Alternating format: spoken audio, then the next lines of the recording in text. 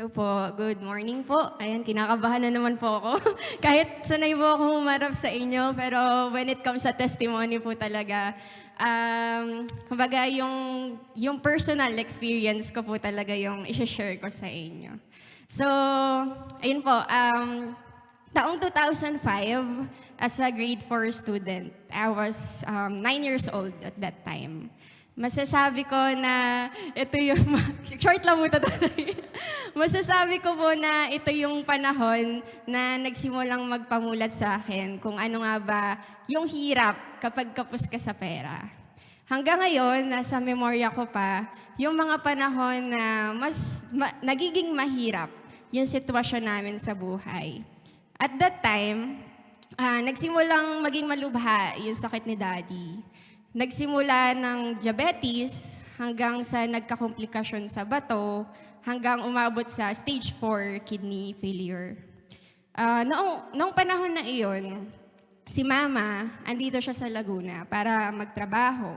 Habang ako naman ay nasa Cavite, kasama ni Daddy. Noon ay kailangan namin magpunta sa ospital ng 2 beses kada linggo para magpa-dialysis. Kaya kailangan ko umabsent sa school para may makasama siya. Tumagal kami sa ganung routine ng 2 hanggang 3 taon. Sa murang edad, kailangan kong maging independent, matatag at malakas. Dahil ako lang yung kasama ni Daddy at katulong niya. Hala, andiyan na po yung music. Alam ko po na kaya ko physically. Pero hindi po financially, kasi bata pa po ako noon. During that time, alam ko nagipit na kami. Dahil madalas, 1 beses 1 linggo na lang po, nada-dialysis si Daddy. Kada session ng dialysis, 2,500. So dapat, makaipon kami ng 5,000 per week. Tapos 20,000 per month. So di po namin alam kung saan kukuhanin yun. So pagkakatanda ko, ang kinikita ni Mama noon ay sapat para sa allowance namin sa gastusin. Ang baon ko, tsaka pagkain namin sa bahay. Minsan, pag may sobra at kaya pa, pandialysis na lang ni Daddy. May mga ilang kamag-anak din kami na tumutulong, pero hirap din sila at may mga sariling mga pamilya. So at that time po, may mga high school batchmates din si Daddy, at saka yung mga kapatiran po natin sa Medisyon Unida Christian Church, na mga nagmagandang loob na tumulong din sa amin. I remember na may mga linggo, pagkatapos ng pananambahan, bigla na lang may lalapit at palihim na mag-aabot sa amin ng pera as financial na tulong para sa dialysis ni Daddy. Kaya minsan, pambaon ko. May mga panahon din na pinapahiram nila yung sasakyan ng church para ihatid at sundo kami sa ospital linggo-linggo. At may mga nagvo-volunteer din na kapatiran para mag-drive ng sasakyan. May mga panahon din na uutusan ako ni Daddy para pumunta sa bahay ng kaklase niya, para kumuha ng bigay nila na pera para lang makapag-dialysis si Daddy that week. Pag naalala ko ng lahat ng yon, naisip ko na para akong nandilimos. Pero hindi pa masyado nagsisink in dahil bata pa ako nun.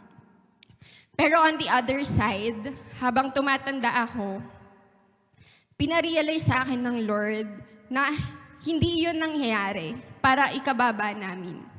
Kundi sila lang talaga yung mga para sa akin ay mga anghel na pinadala ng Lord para mabawasan yung hirap namin at madugtungan pa ng ilang taon yung buhay ni Daddy. Alam ng Lord kung ano yung kailangan namin at alam ng Lord na kailangan namin sila. Hanggang ngayon, namamangha pa din ako kung paano kumikilos ang Lord sa buhay namin noon. Paano nangyari lahat? Paano kami nakaraos ng halos 3 taon sa ganong kalagayan? Ginamit ng Lord bilang channel of blessings ang mga taong hindi naman namin kaano-ano, pero maluwag at handang tumulong sa amin. In fact, may mga pamilya din sila. For sure, may mga struggle din sila financially. Pero despite ng lahat, ay naging bukas palad pa din sila sa amin.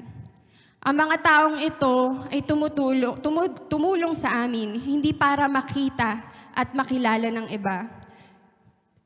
Tumutulong hindi para mag-antay ng kapalit. Tumutulong lang talaga sila dahil iyon ang laman ng kanilang puso at dahil sa pagmamahal at dahil namumuhay sa kanila ang salita ng Diyos. Sabi po sa Matthew 3-4, sa halip, kung magbibigay kayo ng limos, huwag niyong ipaalam sa kaliwang kamay kung ano ang ginagawa ng kanang kamay, upang maging lihim ang pagbibigay ninyo, at ang inyong amang nakakakita sa inyo, sa ginagawa ninyo ng lihim ang siyang gagantimpala sa inyo. Sabi po din sa John 1:3-16, 1 John 1:3-16-18, dito natin malalaman ang pag-ibig ng Diyos. Inalay ni Kristo ang kanyang buhay para sa atin. Kaya dapat din nating ialay ang ating buhay para sa mga kapatid. Kapag nakita ng isang may kaya sa buhay ang kanyang kapatid na nangangailangan at pinagkaitan niya ito ng tulong, masasabi bang siya'y umiibig sa Diyos?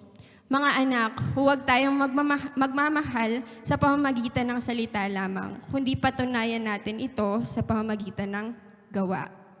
Una po, salamat po sa Lord sa provision niya magpaghanggang noon po at ngayon sa akin po at sa aking pamilya.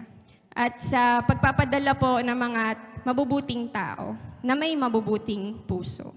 Gayon din po, pagpapasalamat ko po sa mga tao at tumulong sa amin sa mga panahon ng aming paghihirap.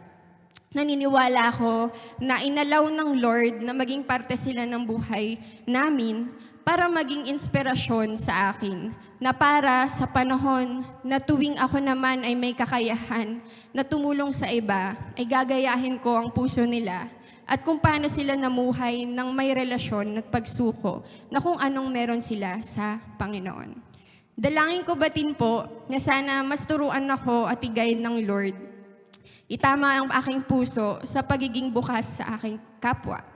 Na maliit man o malaki, hayag man o lihim, pinansyal man o sa pamamagitan ng ibang bagay, naniniwala ako na doble o higit pa ang ibabalik ng Lord sa taong tama ang puso because we have a limitless God. Masarap po ang makareceive ng tulong, pero mas masarap sa pakiramdam kapag tayo mismo ang nakakapag-abot ng tulong sa iba nang walang inaantay na kapalit.